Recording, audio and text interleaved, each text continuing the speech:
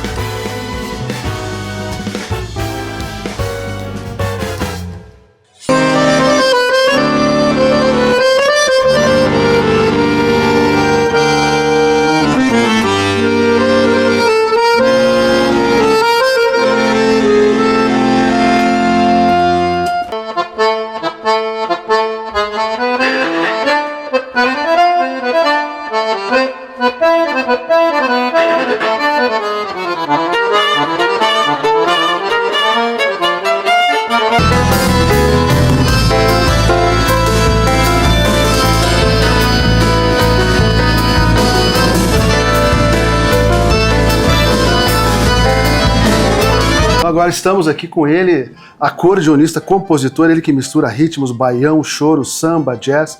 André Ribas, obrigado pela tua presença. Que maravilha, prazer estar aqui.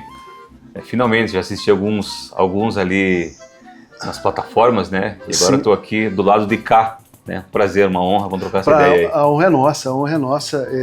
Aliás, faz tempo já que está tentando trazer o André e ele tem muitas atividades. E que bom que deu certo hoje. E eu queria já começar perguntando para você da onde que você é e como é que começou a música na tua vida. Boa. Eu sou natural de Itajaí, Santa Catarina. Sou da praia. Nasci na década de 80 e a música é o seguinte, meu pai, quando eu nasci, ele apesar de ser da engenharia naval e tal, porque ali em Itajaí tem os estaleiros, né? O pessoal faz navio, não sei o que lá. Sim. E na década de 80 estava em efervescência isso. Meus pais são gaúchos. Meu pai, ele mexe arquiteto, tal, engenharia naval, mas ele também é músico. E o que acontece? Ele tinha uma banda por hobby, que tocava aos fins de semana, mas aí na minha casa, a casa inteira tinha o equipamento de som, os instrumentos musicais. E a gente, criança, ficava ali mexendo, incomodando, tocando bateria, né? E na época não tinha um teclado, tinha um negócio chamado órgão eletrônico. Órgão eletrônico. Órgão eletrônico, que era teclado, mas o da época, assim, né, com as limitações. Mas era bom porque ele ficava ali num quarto lá e ficava ligado, assim, era só tu apertar o botão, ele estava ligado, eu podia ficar mexendo ali. E daí comecei a de ouvido copiar algumas coisas, né, que eu escutava eles tocando, meio que da música pop e da música de baile do sul também, né, que eles faziam lá durante os ensaios. Depois eu ia lá e ficava mexendo, então, e via ele tocando também, né, porque meu pai toca guitarra, né, guitarra e contrabaixo, tocava na banda. E daí eu acho que meio que eu fui absorvendo por osmose aquela coisa toda e os caras ensaiando, né? Tipo, eu ia dormir, eu era criança, né? Eu dormia e os caras estavam ensaiando, aquela coisa arada lá. Então tu sabe que tu dormia com aquele... Dormia e acordava com os caras ensaiando, repetindo. E essa coisa eu falei, cara, que loucura, né? Eu gostava de mexer, então foi tão natural que eu não sei dizer quando começou. Mas eu sei dizer que ali foi o começo do processo. Começou, né? A bagagem assim. E tanto que não tem um instrumento, eu comecei com tal instrumento, não sei, porque eu mexi em todos assim, né? E com certeza bem mal tocado, né? Eles deviam, né, sofrer, porque bateria, né? Uhum. Mas enfim, eu ficava mexendo assim. Daí, mas o ambiente musical certamente influenciou. Ah, sim. Porque daí também cantava, minha mãe fazia uma voz com meu pai e tal, em casa. Tua mãe cantava? Também, então isso aí tudo... E daí a gente olha e quer copiar os pais, né? Natural. Queria perguntar para você, André, ainda com uma pergunta mais básica, as suas influências para você chegar onde você chegou. Rapaz, isso é uma pergunta que... Tem que remontar muita coisa. Assim, se pegar as primeiras referências, as influências, eu acho que são os cantores da música gaúcha da década de 70 e de 80, mas não aqueles caras do baile, são os caras da música, é uma música chamada música nativista, que tem uma influência muito grande da Argentina, ou seja, não são aqueles ritmos mais dançantes, são aqueles ritmos argentinos ali da fronteira, como chamamé, milonga. Esses caras, porque daí na época era disco, né? Não tinha CD quando eu era criança, não tinha CD. Então, Os meus pais escutavam um disco desse pessoal em casa, entre outras coisas, mas esses caras é o que eu mais gostava de ouvir, assim. Que eu lembro, assim, eu tenho lembrança, né? De vez em quando eu me pego, quando eu tô tocando, improvisando, fazendo alguma coisa, eu me pego fazendo alguma melodia daquela época. Isso me influenciou tanto até hoje, essa linguagem, essa coisa que remonta, né? Quando eu vejo, opa, isso aqui tá naquela... É um fraseado que tá naquela coisa lá no final dos anos 70, desses caras aí. Aquela célula, as primeiras são dali, né? São dali. Uhum. A primeira coisa que veio de influência é dali. E eu acho que é por isso que eu até hoje estou de Alpargata e tomo chimarrão para baixo para cima, porque é uma coisa que tá em mim, tá na minha música sempre também. Sim. Eu posso estar tocando... Aliás, já toquei choro, já toquei jazz com o pessoal dos Estados Unidos mesmo. E depois, quando tu vai ver os vídeos, tu olha, pá, mas esse jazz aí tem... Ele tá de bombacha um pouco, sabe? Ele é o tema de jazz, mas tem alguma coisa do sul ali. Não tem como desvincular. Mas devo dizer que nem deveria desvincular, né? Não. Por um tempo isso me incomodou um pouco, assim. Porque daí, quando eu era de adolescente para adulto, eu comecei a estudar e conhecer as outras coisas. Daí, os grandes compositores de jazz, eu queria me aproximar bastante, assim, né? E estudei uma época, estudei bastante, assim. Esse gênero, né? O estilo do jazz, já do fusion, por causa do Chick Corea. Mas o resultado final mesmo, quando faço um negócio honesto, assim, sincero, ele tem alguma coisa da música do Sul presente ali. Uma coisinha, uma pitada, ele tá misturado. E eu queria que você contasse para nós, ele trouxe um instrumento hoje, um instrumento muito bonito, explicasse um pouco como é que o som sai de dentro desse instrumento. Então, ele tem um nome legal, né, que a gente usa na faculdade, que ele é um aerófono. Aerófono. Por causa que ele é um instrumento de ar, né? Basicamente esse aqui no meio é o fole, e eu tenho que movimentar ele para gerar ar, e daí quando eu aperto uma tecla aqui, que é relacionada ou relativa a alguma altura, né, por exemplo, esse aqui é o Si, né? Opa, não, tô invertido aqui, esse aqui é o Mi. Quando eu aperto esse Mi, nessa altura aqui, ou melhor, esse aqui lá, que é 440 Hz, quando eu aperto, daí vai soar esses 440 Hz, mas é só por causa que eu mexi o fole. Tanto que sem eu mexer o fole, ó, nada acontece, né? Você não tem o som, não produz o som só apertando, né, ou influenciando mecanicamente a matéria, como a gente diria na faculdade. Ele precisa do ar para funcionar. Então, basicamente, é um instrumento de ar, né? O fole faz todo o trabalho de projeção. E ele passa por onde para produzir um som? A gente chama isso que tem aqui dentro de castelos, né? Tem vários castelos e as vozes são colocadas com cera de abelha. Olha, desde sempre. Até hoje é assim. Quando a gente vai fazer um concerto, uma reforma, às vezes o cara tem que tirar uma voz, que a voz é uma paleta metálica, né? Que é aquela que vibra, o som passa, ele vai vibrar na altura relativa. Tem uma paleta que faz o som. Sim, exatamente. É uma paleta que tem uma lingueta assim, né? Que daí o som passa por aquele espacinho que eu libero quando eu aperto aqui, e daí ela vai vibrar e vai fazer a nota, né? Sim.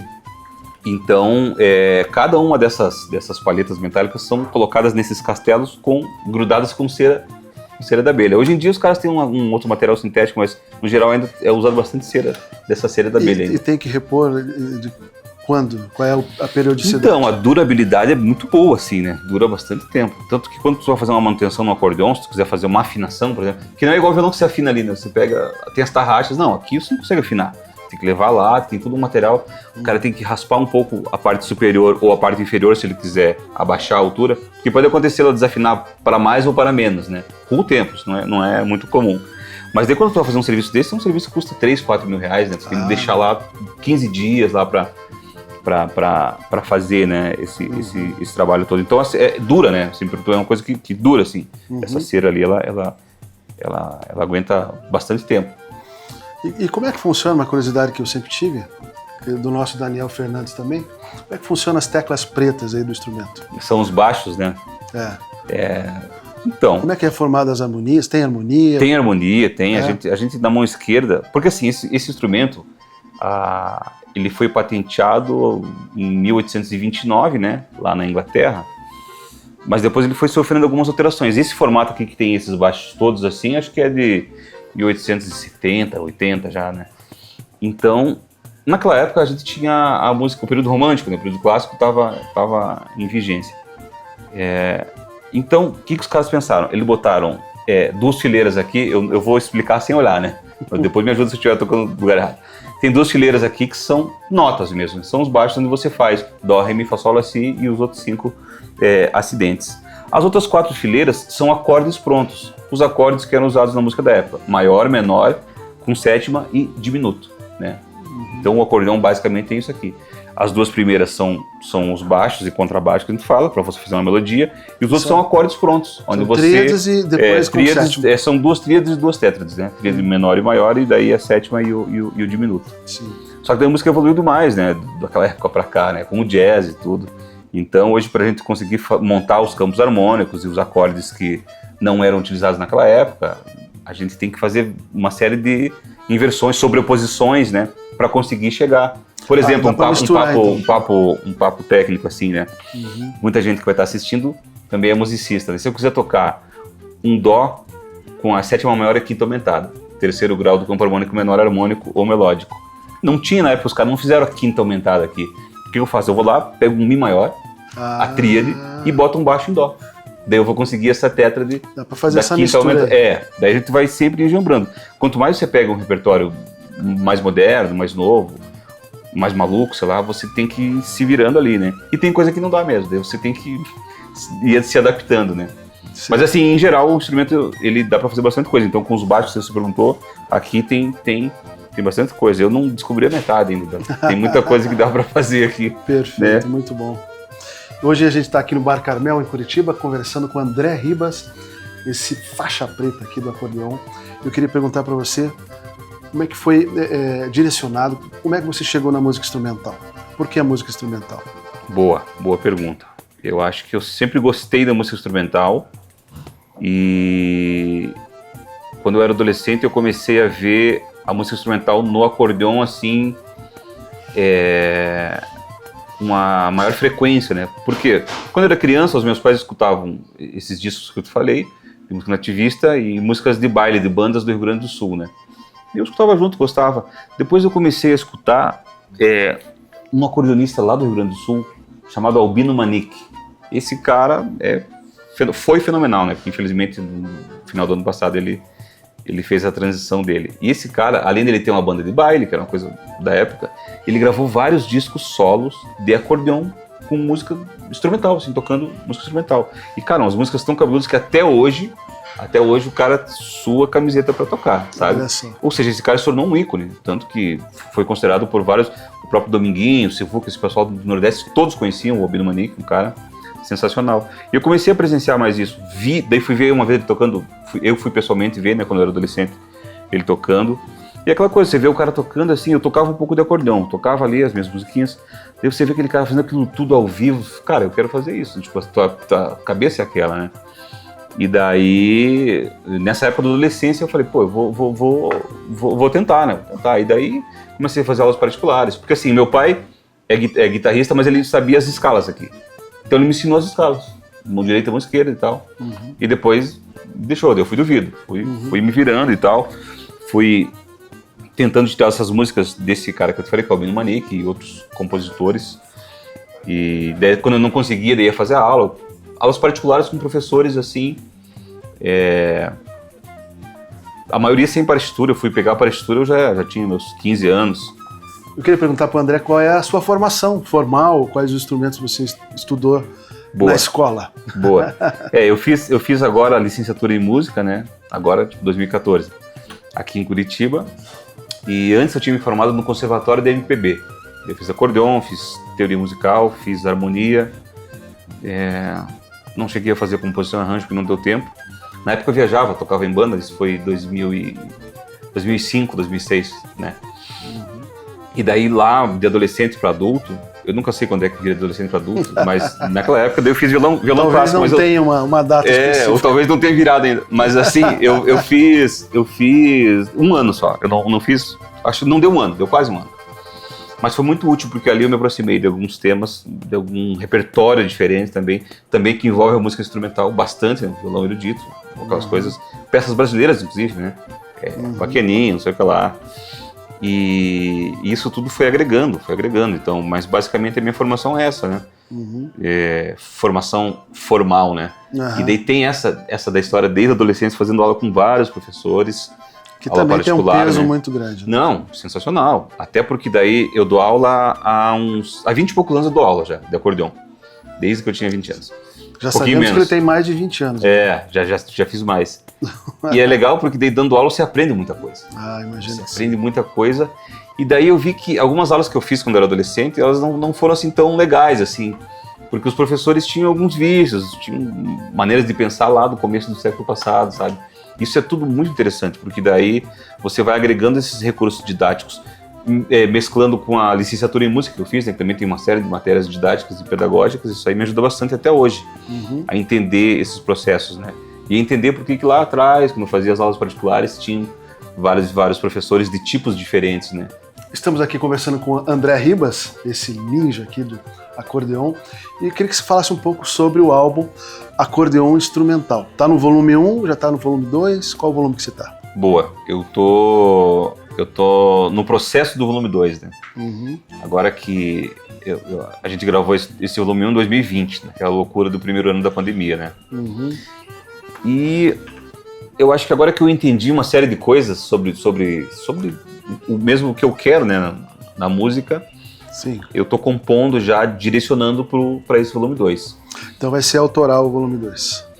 Vai ser bem mais autoral do que foi o volume 1, que só tem 2 autorais, né?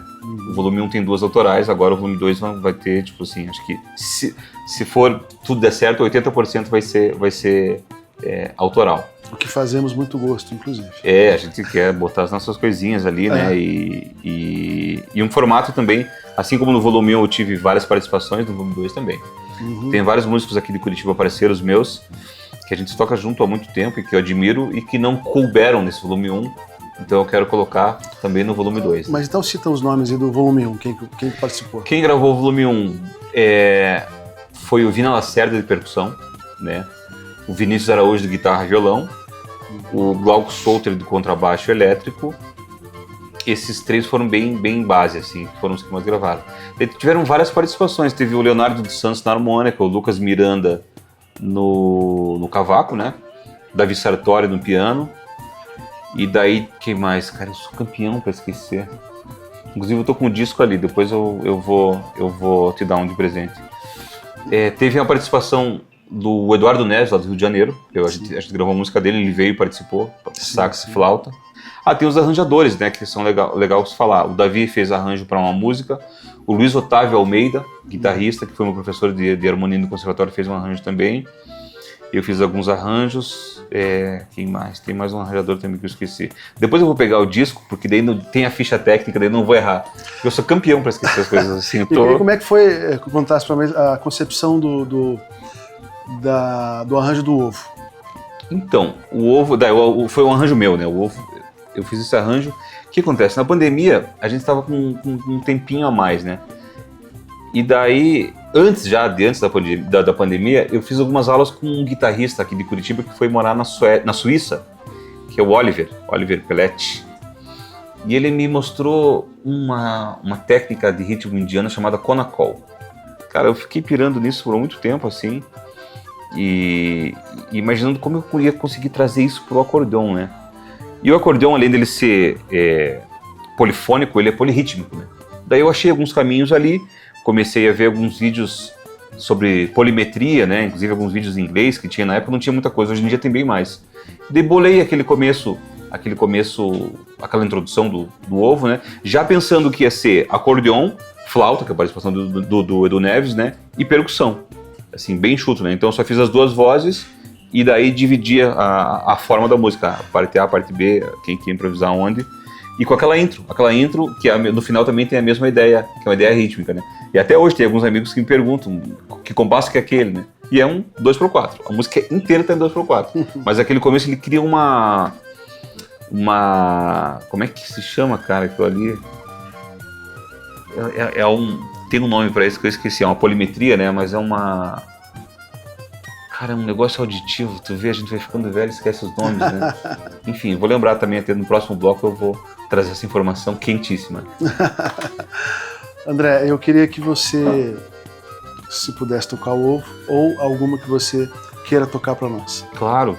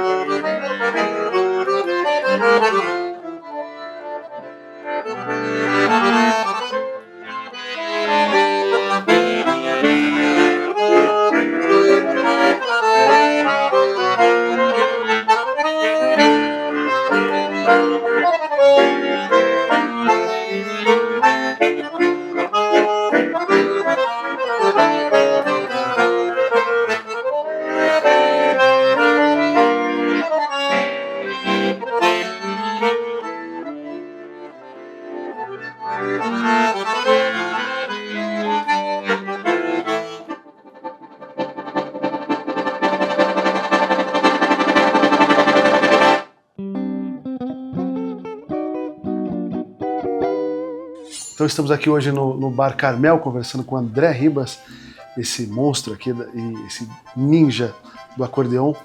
Eu ia perguntar para você, qual é a diferença da sanfona e do acordeon? Boa, essa também eu acho que é a pergunta que mais me fazem, né? Fora aquela de se esses botãozinhos servem para alguma coisa, o pessoal pergunta às vezes.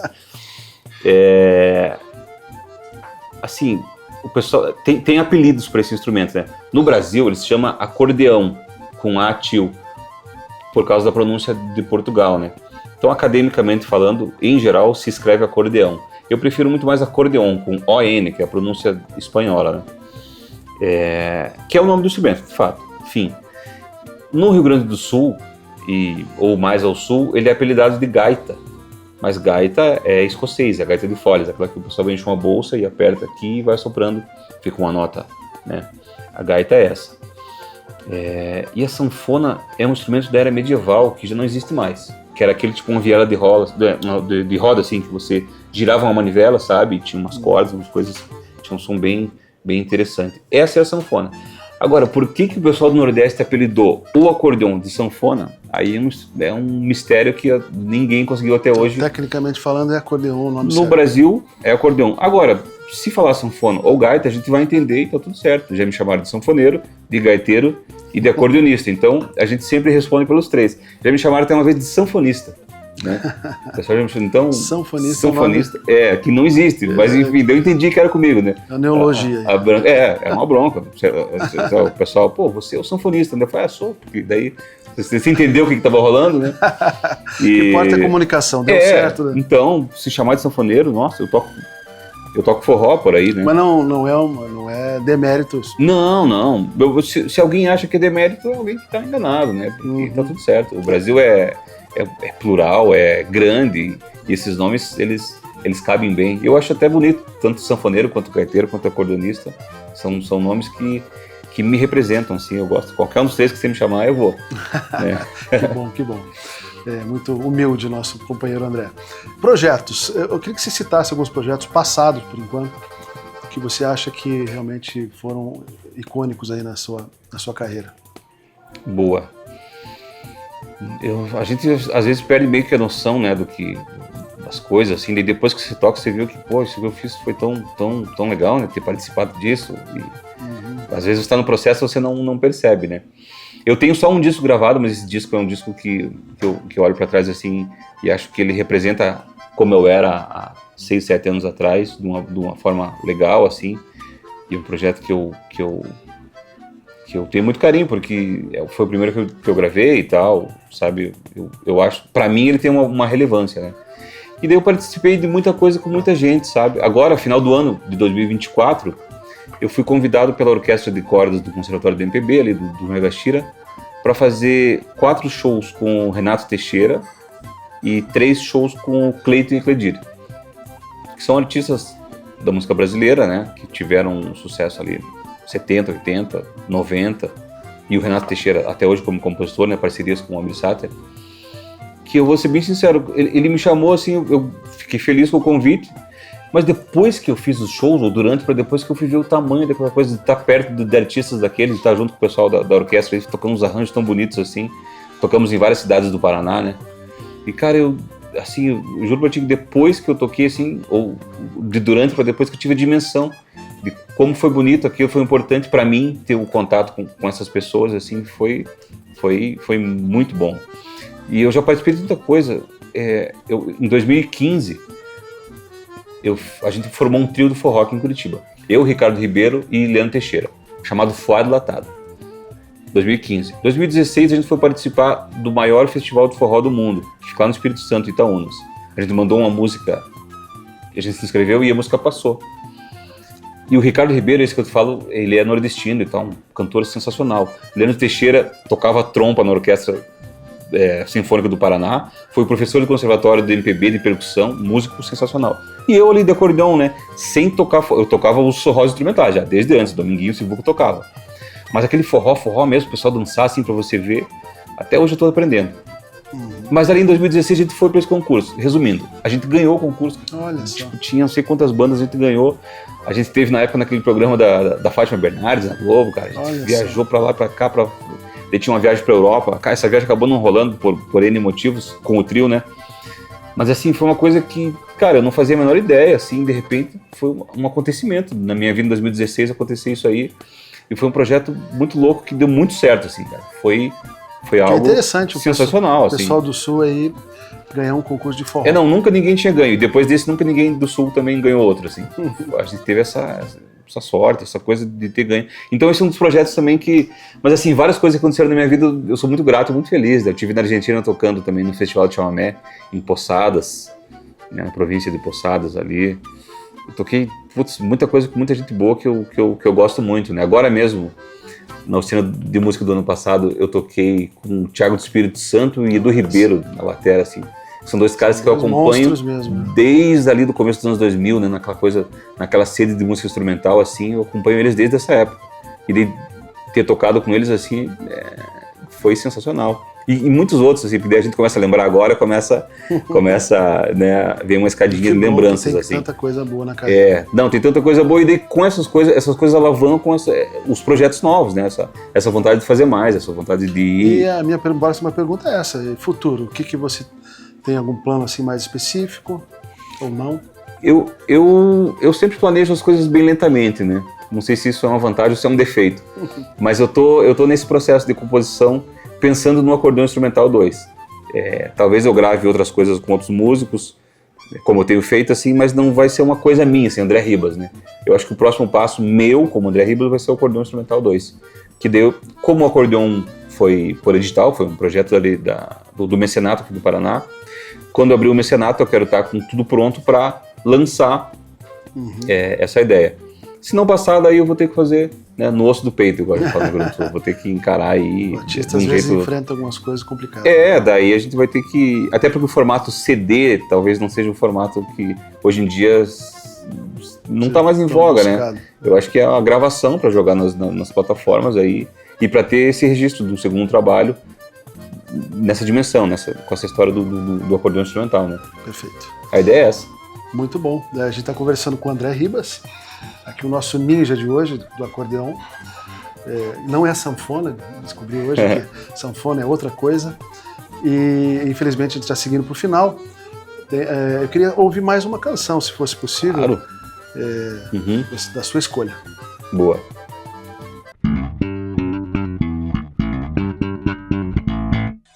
Sob o Céu de Paris. Vou fazer um trecho aqui agora.